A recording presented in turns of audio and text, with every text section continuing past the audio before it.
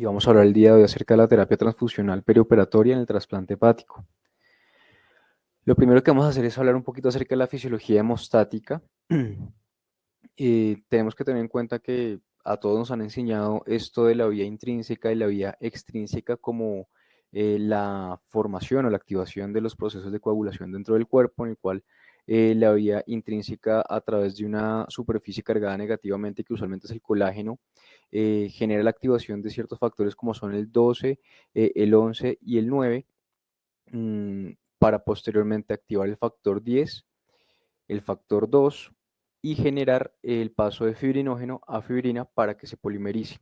Por la vía extrínseca tenemos que el factor tisular, que también está dentro del endotelio, activa el factor 7, que va a generar un complejo entre el factor tisular y el factor 7 para activar otra vez ese factor 10, activar el factor 2, el fibrinógeno fibrina y generar ensambles polímeros de fibrina. Sin embargo, pues también sabemos que esta vía cada vez está en menos uso. Actualmente se habla de unas fases de la coagulación como son la fase de iniciación, de amplificación y de propagación, en el cual no solamente nos basamos en los cuerpos digamos, acelulares de la coagulación, como son las proteínas de la coagulación, sino que también integramos las células, tanto endoteliales como las plaquetas, como actores importantes en estos procesos.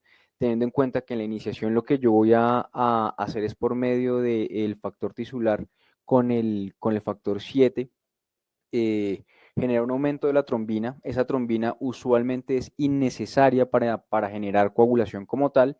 Sin embargo, con esos pequeños monómeros de trombina vamos a generar una fase de amplificación en la cual el final oportuno de esta fase es un aumento exponencial en las concentraciones de trombina en la sangre que junto a la activación plaquetaria van a generar una fase de propagación. La fase de propagación entendiéndose por un aumento importante de las concentraciones de trombina y la activación secuencial de las plaquetas que me generan procesos efectivos de coagulación, también por el paso de fibrinógeno a fibrina y generando polímeros estables de fibrina. Esto es la fisiología de la coagulación normal. Sin embargo, tenemos que tener en cuenta que el paciente que va para trasplante hepático, que su causa usualmente es la cirrosis, tiene una alteración intrínseca de la coagulación. Tiene anormalidades tanto para la formación del coágulo como para su disrupción. Pese a que el sistema está en equilibrio, cualquier alteración resulta en un desenlace clínico. Entonces podemos ver en la gráfica de arriba a la derecha en el cual tenemos una hemostasis normal, un equilibrio entre los factores antitrombóticos y los factores protrombóticos. Sin embargo, el paciente cirrótico tiene una hemostasis rebalanceada, en la cual tenemos una alteración tanto de los factores antitrombóticos como protrombóticos, siendo que cualquier situación clínica que me genere un fenómeno antitrombótico o que me genere un fenómeno protrombótico va a resultar en un desenlace clínico medible que puede ser claramente el sangrado o claramente la trombosis. Este es un resumen de cuáles son realmente los principales actores afectados en esta fisiología hemostática patológica, por decirlo de alguna manera, en el cual dentro de la fase antitrombótica tenemos pues trombocitopenia clara, una disfunción plaquetaria. Entonces no solamente tenemos una disminución de la cantidad de plaquetas, sino una disminución de su función. Tenemos una disminución de la síntesis de factores procoagulantes como son el 2, el 5, el 7, el 9 y el 11, y unas cantidades bajas de fibrinógeno. Adicionalmente tenemos disfibrinogenemia. Entonces pasa como con las plaquetas. No solamente tenemos una disminución de las concentraciones de fibrinógeno, sino que ese poco fibrinógeno que está dentro del cuerpo es un fibrinógeno alterado que no va a cumplir las funciones metabólicas normales. Tenemos una disminución de la antiplasmina, una disminución del activador del plasminógeno tisular, y a nivel protrombótico tenemos un aumento del factor de von Willebrand, una disminución de la AMTS13, que es una metaloproteinasa que se encarga de, digamos, regular las concentraciones de factor de von Willebrand, un aumento del factor 8, una disminución de anticoagulantes como son la proteína C, la proteína S y la antitrombina, unas concentraciones bajas de plasminógeno y un activador del plasminógeno pues, aumentado. Entonces, en resumen, lo que tenemos es esto. En la parte de arriba, no sé si esto se puede, sí. Entonces, en esta parte de arriba tenemos un proceso fisiológico normal de coagulación en el cual tenemos una disrupción endotelial que va a generar una activación de los factores de coagulación y las plaquetas va a ser mediada a través de los inhibidores de la coagulación y el sistema fibrinolítico que va a terminar en la activación del factor de von Willebrand, un clivaje adecuado por la proteína AMTS13 y la respuesta fisiológica de la coagulación. Sin embargo, en los procesos patológicos, como son la cirrosis hepática, tenemos que hay una disminución de los factores de coagulación en las plaquetas, entonces tenemos esta alteración endotelial que por una disminución de los sistemas fibrinolíticos y de los factores de lineamiento de la coagulación, va a generar una como propensión a formación de coágulos intravasculares, no solamente donde los necesitamos.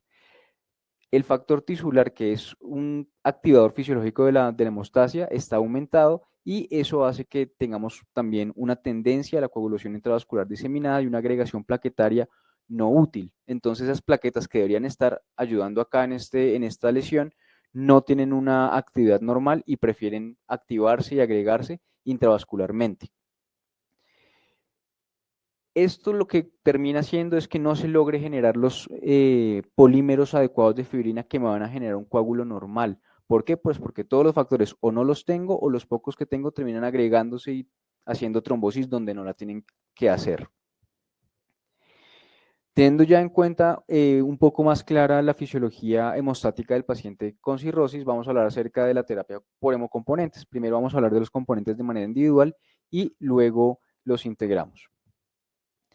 Entonces, para hablar, para efectos prácticos, ¿qué hemocomponentes tenemos? Pues tenemos los glóbulos rojos. Su función principal es la oxigenación de los tejidos, pues como todos lo sabemos, a través de la hemoglobina. Las plaquetas que previenen o cesan un sangrado.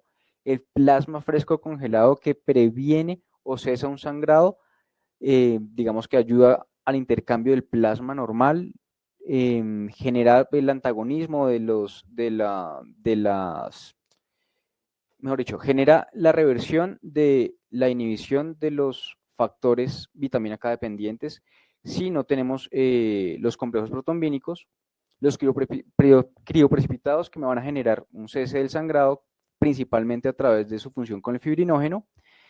Y pues tenemos otro tipo de preparaciones como son los glóbulos rojos congelados y los glóbulos rojos depletados de leucocitos. Entonces, iniciando con los glóbulos rojos, son las células resultantes después de retirar el plasma de la sangre. Usualmente deben tener un hematocrito menor al 80%. Si tienen más del 80%, pues tienden a la trombosis. Son separadas en las primeras 8 horas por centrifugación o sedimentación. Las unidades tienen un volumen aproximado entre 300 a 330 mililitros, de los cuales 190 mililitros son de glóbulos con un hematocrito del 60% aproximado, 130 mililitros de aditivos y 20 mililitros de plasma. Incrementa la concentración de hemoglobina de hematocrito aproximadamente 1 gramo por decilitro y 3% cada unidad.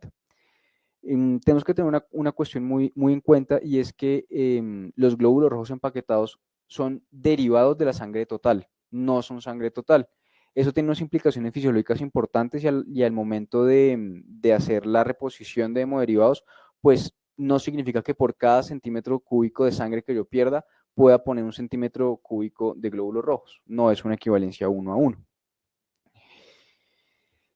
Para hablar de la preservación de los glóbulos rojos tenemos que tener en cuenta que son almacenados entre 1 a 6 grados centígrados, duran aproximadamente de 21 a 42 días, dependiendo de la solución de preservación. En los momentos de transporte, pues entre el tiempo que se demoran en llegar desde el laboratorio o desde el banco de sangre a sala de cirugía, pueden llegar hasta los 10 grados centígrados y de ser necesario pueden recongelarse. Existen también preparaciones congeladas como las hechas en glicerol que permiten el almacenamiento hasta por 37 años.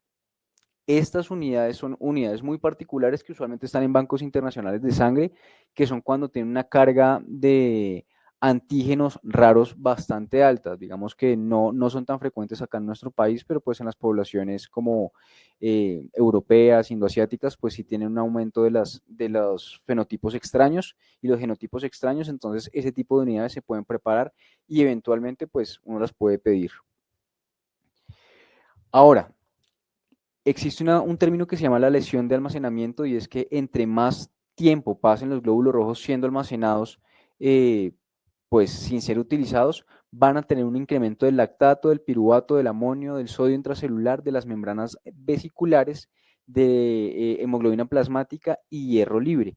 Asimismo, disminuye el ATP, el 2,3-difosfoglicerato, el potasio intracelular, el pH, disminuye su función de liberación del oxígeno por una disociación de la hemoglobina hacia la izquierda y aumento del óxido nítrico. Esto tiene unas implicaciones muy importantes en el perioperatorio del trasplante hepático, básicamente porque entre mayor sea la lesión por almacenamiento de los glóbulos rojos que vayamos a transfundir, es más probable que nuestros pacientes nos hagan un síndrome por reperfusión o unos cambios hemodinámicos asociados a la transfusión, por todas esas consecuencias fisiológicas secundarias a su almacenamiento. Tenemos un tipo de preparaciones especiales de los glóbulos rojos, de los cuales pueden ser la irradiación, que es necesaria cuando el paciente tiene alto riesgo de enfermedad de injerto versus huésped, también cuando hay cierto grado de consanguinidad. Se utilizan 25 Grays aproximadamente, que lo que hacen es dañar el DNA de las células T. Por eso disminuye la probabilidad de hacer enfermedad de injerto versus huésped. No es necesario irradiar componentes acelulares, no es necesario, entonces no tengo que irradiar ni plaquetas ni plasma, pues porque las plaquetas no tienen núcleo, entonces no importa el daño al DNA. Y la irradiación reduce la expiración de los glóbulos rojos a 28 días, entonces si yo irradio los glóbulos rojos van a durar menos tiempo, tenemos que tener eso muy en cuenta. Sin embargo, no altera la expiración de las plaquetas. Otro tipo de preparación son los glóbulos rojos lavados, que se pueden hacer tanto glóbulos rojos como plaquetas lavadas y usualmente se hace con solución salina isotónica en una centrífuga, lavando el plasma y las soluciones preservativas. Hay una pérdida de hasta el 20% de los glóbulos rojos o de las plaquetas lavadas y caducan 24 horas posteriores al lavado, o sea, me disminuye su vida útil de manera sustancial. El proceso de lavado puede generar hemólisis con posterior hipercalemia, motivo por el cual se prefiere el lavado inmediatamente antes de ser administradas. Entonces, como vimos, las diferentes formas de generar los hemocomponentes, en este caso de los glóbulos rojos, tienen algunas connotaciones desde el punto de vista inmunológico y desde el punto de vista metabólico para tener en cuenta.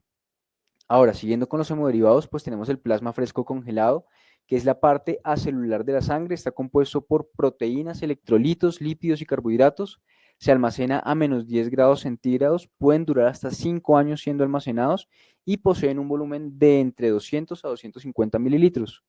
No contienen células rojas, no importa mucho su RH en el momento de ser transfundidos, pero sí su compatibilidad en grupo ABO. Requiere un proceso de descongelar que dura aproximadamente 20 minutos y después de eso puede guardarse hasta 4 días. Digamos que esto siempre ha sido una limitante que hemos tenido, pues que creo que últimamente ya ha mejorado un poquito con el banco de sangre, y es que toda unidad o todo plasma que se descongelaba se desechaba de no ser utilizado. Se sabe que no es necesario desechar este plasma y también se sabe que el hemocomponente que se malgasta más en el perioperatorio del trasplante hepático es el plasma fresco congelado. Se dice que usualmente, como funcionan en los grupos tanto de acá como de otros países, es que en el momento en que el paciente va a ir al trasplante hepático, usted reserva una cantidad de hemoderivados determinada y pide descongelar plasma por antelación. Usualmente, más del 60% de los sitios reservan 10 unidades de glóbulos rojos y 10 unidades de plasma. De estas 10 unidades de plasma, solamente en el 30% de los casos se transfunden estas 10 unidades de plasma. Lo normal es que se transfundan solamente de 6 a 7.5 unidades. Eso implica una pérdida del 30% de las unidades que uno está reservando, lo cual pues, a largo plazo y sumando los pacientes tiene unas connotaciones económicas bastante importantes, lo cual se podría mitigar si tenemos en cuenta que desde el punto de vista fisiológico nosotros podríamos volver a congelar ese plasma porque eventualmente otro paciente lo puede utilizar y guardarlo hasta pues 4 días después de su descongelación inicial. No me quiero detener mucho en esta diapositiva para pasar a otros temas, pero pues esas son todas las proteínas que podemos encontrar dentro del plasma. Pues encontramos fibrinógeno, factor 2, factor 5, factor 7, 8, von Willebrand, 9, 10, 11, antitrombina, proteína C. Todo esto yo lo puedo encontrar dentro del plasma. No significa que sea el hemodiderivado más eficiente para estos factores, pero pues es importante tenerlo en cuenta. Los crioprecipitados, entonces, pues son la porción no soluble del plasma.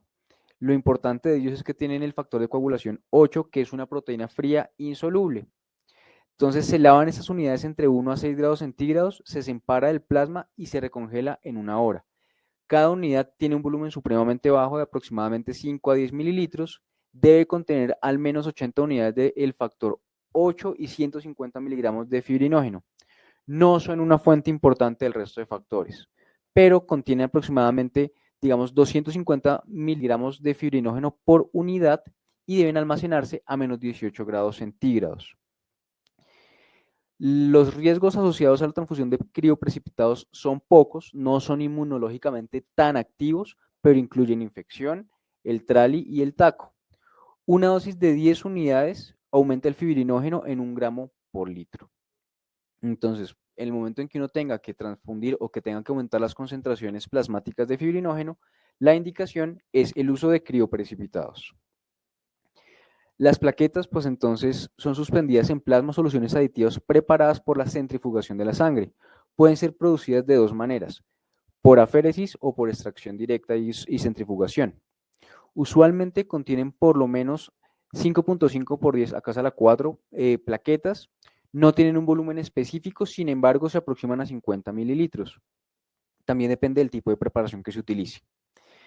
Como les dije, puede ser por centrifugación o por aféresis. Las técnicas modernas aíslan entre el 70 y el 75% de las plaquetas de una unidad de sangre total y digamos que pueden ser mantenidas a temperatura ambiente, son fáciles de concentrar y presentan una mejor circulación. Ese mito también de que uno tiene que estar moviendo la unidad de plaquetas y eso, pues se sabe que no es tan cierto. Yo no tengo por qué estar moviendo las plaquetas para que no se aglutinen ni se activen, no, o sea, no tiene nada que ver. Las plaquetas derivadas de la sangre entera se conocen como la unidad o pool plaquetario, que contienen entre 5 a 10 por 10 a la 4 plaquetas, o sea, más o menos de 5.000 a 10.000 unidades de plaquetas, o de 5.000 a 10.000 plaquetas por unidad. Las aféresis usualmente tienen de 5 a 6 veces este conteo, o sea, una aféresis de plaquetas me puede aumentar el recuento plaquetario entre 30.000 hasta 60.000 plaquetas. Aplicando ya la parte de los hemoderivados a la terapia transfusional, entonces lo primero que tenemos que tener en cuenta y el mensaje más importante que yo les quiero dejar es que las pruebas estáticas de coagulación no son indicadores confiables del estado de coagulación de un paciente y menos un paciente que tenga tantas alteraciones como el paciente que va a ser llevado al trasplante hepático. Hemos visto que el INR puede tener una variabilidad de hasta 26%. Las pruebas convencionales no dan información suficiente para optimizar el manejo de un paciente porque no me dicen dentro de toda la cascada de coagulación o el modelo nuevo de coagulación de iniciación, amplificación y propagación, no me dicen qué parte me está fallando. Por eso la transfusión guiada por tromboelastografía ha demostrado una disminución del requerimiento transfusional. Y pues tenemos que tener en cuenta que entre menos hemoderivados transfundamos, a menos riesgo estamos exponiendo al paciente. Cada fase del perioperatorio de un trasplante hepático tiene unas connotaciones importantes desde el punto de vista fisiológico y desde el punto de vista hemostático. En la fase preanhepática, que pues es desde que inicia el procedimiento hasta que va a salir el órgano inicial, que es una fase de bastante disección en la cual se ve sangrado por la neovascularización, por las adherencias, por las alteraciones intrínsecas de la coagulación del paciente. vamos a ver alteraciones no tan marcadas aparte de las intrínsecas del paciente. Lo que se ha podido ver es que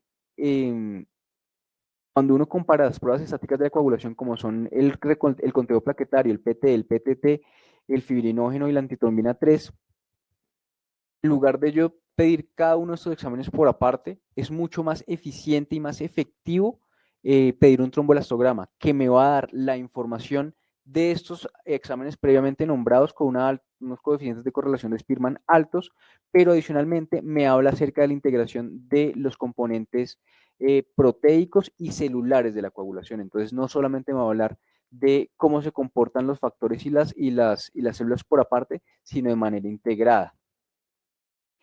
Durante la fase anhepática, entonces hay un clampeo de vasos importante, se limita el sangrado, pero como no tenemos el hígado funcional, tenemos una ausencia de síntesis de factores dependientes del hígado y funciones de aclaramiento de detritos. Disminuye el conteo plaquetario y los factores de coagulación, aumenta los niveles de TPA, fibrinolisis y sangrado secundario a esto. Dentro de esta fase disminuye un poquito la correlación que puedan tener las pruebas estáticas de la coagulación con el tromboelastograma. Entonces, el tromboelastograma es mucho más útil en esta fase que las pruebas estáticas de coagulación. No tiene sentido que yo le pida pruebas estáticas de la coagulación a un paciente en una fase anhepática. Luego, en la fase de reperfusión, tenemos unas anormalidades coagulatorias importantes y una potencial hemorragia en minutos. Del 30 al 55% de las plaquetas son atrapadas. Tenemos una alta secreción de TPA desde el injerto, activación de plaquetas, liberación de heparina y de sustancias heparinoides que pueden desembocar en una coagulopatía aguda. Acá tampoco tenemos una buena correlación entre las pruebas estáticas de la coagulación y el tromboelastograma, siendo el tromboelastograma superior para detectar cambios en la fisiología del paciente. Entonces, no existen unas guías realmente específicas para el manejo de hemoderivados en el paciente que es llevado a trasplante hepático, principalmente ¿por qué?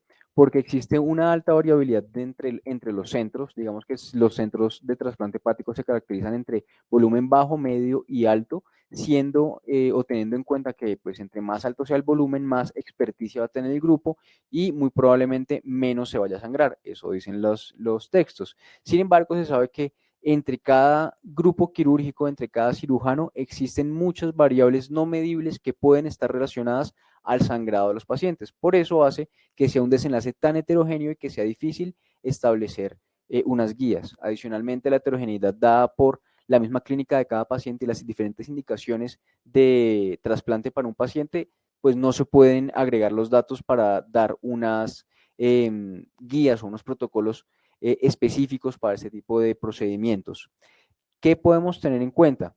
Básicamente nos dan unas recomendaciones de cuándo colocar plasma fresco congelado, en el cual pues todos conocemos, un INR por encima de 1.4, una relación PT-PTT 1.5 veces por lo normal, si no tenemos las pruebas viscoelásticas, que es la de tromboelastografía. Si tenemos las pruebas viscoelásticas, pues tenemos que guiarnos por las pruebas viscoelásticas. Los crioprecipitados, ¿cuándo tenemos que ponerlos? Cuando tenemos un fibrinógeno por debajo de 100 miligramos por decilitro. O si tenemos la alteración en el ángulo alfa dada en las pruebas viscoelásticas. ¿Cuándo poner complejos protrombínicos? Pues en teoría nunca. Digamos que no tiene una indicación clara, está el riesgo de trombosis del injerto, solamente en situaciones en las cuales usted tiene un sangrado que no puede manejar por ninguna otra forma. Las plaquetas, como las recomendaciones normales, un recuento plaquetario por debajo de 50.000 si no tenemos pruebas de coagulación dinámicas o viscoelásticas. Entonces, ¿qué son las pruebas de coagulación viscoelásticas o dinámicas? Es la tromboelastografía. La tromboelastografía se inventa más o menos en 1950, 1948 por un doctor en Alemania. Se le inventan, de hecho, para la cirugía de trasplante hepático. Entonces, digamos que es una cuestión que tenemos que tener muy en cuenta. Desde hace más o menos unos 15 años se habla cada vez menos de radios fijos de transfusión, como se hablaba antes, que por cada unidad de glóbulos rojos debo poner una de plasma y por cada unidad de glóbulos rojos debo poner una de plaquetas o radios diferentes, y se habla de la terapia guiada por metas. La terapia guiada por metas siendo la meta los valores de las pruebas viscoelásticas. Las pruebas viscoelásticas básicamente tienen esta forma. Tenemos una fase de coagulación y una fase de fibrinolisis. Dentro de la fase de coagulación tenemos un tiempo R, un tiempo K, un ángulo alfa, una amplitud máxima y un índice de lisis del 30%. Ya les voy a contar qué significa cada una. Entonces, la R es el tiempo de reacción, que es el inicio de la coagulación hasta una amplitud de 2 milímetros del coágulo. Ahí tenemos generación de tromboplastina y el sistema intrínseco dura de 4 a 8 minutos. Este es el tiempo R o tiempo de reacción. El tiempo K o de cinética es desde que termina la R hasta una amplitud de 20 milímetros. Involucra el sistema intrínseco, el fibrinógeno y las plaquetas, dura de 1 a 4 minutos. Entonces, para efectos prácticos, de la R hasta la K, me habla un montón acerca de factores de coagulación. ¿Dónde voy a encontrar los factores de coagulación? Principalmente en el plasma. Entonces, si yo tengo alteraciones de la R, tengo que transfundir plasma.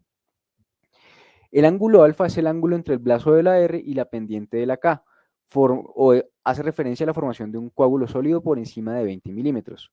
Se debe principalmente al fibrinógeno de las plaquetas, está entre los 47 y los 74 grados. Y la amplitud máxima es la amplitud mayor que tiene el coágulo. Habla acerca de la interacción de la fibrina con las plaquetas y va desde los 55 a los 73 milímetros. Entonces, este es el ángulo alfa, ¿sí? Entre mayor sea el ángulo alfa, más rápido se vuelve sólido el coágulo. Básicamente es el mensaje. Y entre más grande sea el coágulo, implica que tenemos una mejor función de fibrinógeno y de plaquetas. Entonces, si tengo alteración del ángulo alfa, principalmente fibrinógeno, y si tengo una alteración de la amplitud máxima, principalmente de plaquetas, pero, digamos, funcionan ambos en ambos puntos del tromboelastograma. Finalmente tenemos el LIS30 o es el índice de lisis del coágulo, que es la proporción del coágulo que ha presentado fibrinolisis en 30 minutos. Básicamente, yo genero mi proceso de coagulación, genero mi coágulo y luego tengo que tener un proceso de fibrinolisis normal. Es este decaimiento de esta pendiente de la cola del coágulo, ¿sí? Si yo tengo un aumento de la fibrinolisis, pues puedo estar frente a una coagulación intravascular diseminada, dependiendo de qué fase me encuentre.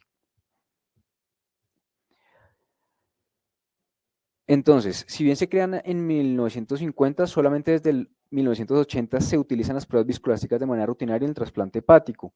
Se asocia a una reducción hasta del 30% en el uso de hemocomponentes. Esta disminución del uso de hemocomponentes no ha demostrado beneficios claros ni en supervivencia, digamos, ni en infecciones. Sí ha demostrado que se disminuye la estadía en hospitalización de los pacientes que son llevados a esta cirugía. Puede predecir potencialmente requerimientos de transfusión masiva, teniendo en cuenta que la transfusión masiva sí se asocia a un aumento de la mortalidad perioperatoria, a una duración de la hospitalización, a una duración del tiempo en unidad de cuidado intensivo. Sabemos que dos de los predictores de transfusión masiva más importantes son un sangrado intraoperatorio por encima de 1100 mililitros y un MELT por encima de 38. Si tenemos eso, las probabilidades de tener una transfusión masiva son bastante altas, pero no hay estudios claros en disminución de la mortalidad. Entonces, digamos que este es como un pequeño algoritmo que está basado en el ROTEM, que no es tromboelastografía, pero es bastante similar bajo un principio muy parecido de la diagramación de un coágulo, en el cual si tenemos, pues principalmente esto haría referencia a la R y a la K, por encima de los 9 minutos tenemos que poner plasma fresco congelado. ¿Cuánto? De 10 a 15 mililitros por kilogramo, que es la dosis normal. Luego, si tengo una amplitud máxima por debajo de los 55 milímetros, tengo que colocar una aféresis de plaquetas, ¿sí? Si tengo un ángulo alfa que esté por debajo de los 47 grados, tengo que poner fibrinógeno. Y si tengo un aumento del lisis 30, o sea, la proporción del coágulo que se ha alisado en los 30 minutos, debería colocar ácido tranexámico. Más del 97% de los centros que hacen trasplante en Estados Unidos, según una encuesta, utilizan ácido tranexámico de manera rutinaria. Sin embargo, esta práctica cada vez se está cuestionando más. Nosotros también lo utilizamos de manera rutinaria, a menos de que tengamos una contraindicación clara, como la cirrosis biliar primaria o un antecedente de una trombosis coronaria. Sin embargo, ya no se recomienda, lo que se recomienda es que se guíe también como si fuera cualquier otro hemoderivado a través de las pruebas dinámicas de la coagulación. Sabemos que cuando yo utilizo pruebas viscoelásticas intraoperatorias, disminuyo de manera significativa tanto la transfusión a pacientes como la transfusión de hemoderivados puntuales. Ahora, no de todos los hemoderivados puntuales, principalmente de plasma fresco congelado y la colocación de fibrinógeno de ácido tranexámico. ¿Por qué es importante esto? Porque, de nuevo, muchas veces nosotros somos supremamente liberales con la transfusión de hemoderivados y tenemos que tener en cuenta que los hemoderivados son componentes pues, biológicos que pueden tener unos efectos secundarios, unos efectos adversos en la fisiología del paciente de manera muy importante. ¿Qué podemos hablar acerca de qué factores se asocian con el número de unidades de glóbulos rojos transfundidos? Para efectos prácticos, dentro de un análisis multivariado que se hizo en este trabajo del European Journal of Anesthesiology del 2019, podemos decir que el MELT score y esto acá, la estrategia transfusional guiada por tromboelastograma o guiada por parámetros estáticos son los únicos que dentro de un análisis multivariado tienen un peso importante y significativo para, de alguna manera, predecir el número de unidades de glóbulos rojos que se va a transfundir. Dentro de un análisis univariado tenemos otros factores como el sexo femenino, digamos como la cirugía abdominal previa, como la hemoglobina de base. Se habla que todo paciente que tenga una hemoglobina de base por debajo de 7.8 casi que va a terminar en transfusión masiva en el perioperatorio.